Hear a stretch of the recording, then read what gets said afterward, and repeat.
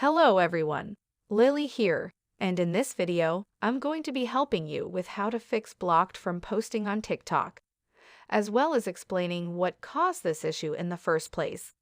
So I've got TikTok open here, and one point to remember is that whenever you're blocked from posting on TikTok, it's usually because you've broken some type of community guidelines. So I'll just guide you through the process and teach you how to appeal that and regain the right to post again. So without further ado, let's get started right away. First of all, click the profile button on the bottom right side of the screen, and then the three lines just at the top of the screen here, and just go to your settings and privacy.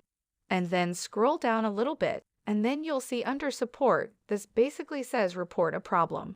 Select that. And now on this page, it provides you with all sorts of options, and under topics, you'll just want to press videos and sounds.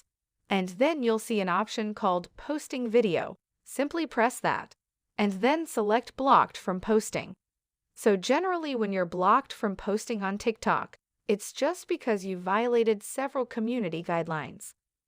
If you believe you have never really violated any guidelines, or if you really want to explain away and state your argument as to why it may not have been a violation, all you should do is tap on No here, and then it will just say Need More Help. You should click on that. And now on. Tell us 01:30 o'clock your feedback.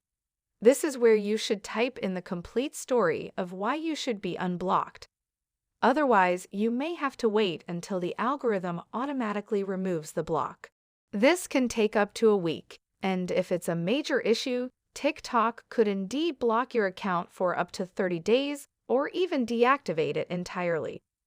Now, the safest option is to go in here and write the entire scenario, making your case for why you shouldn't be blocked, and then press report.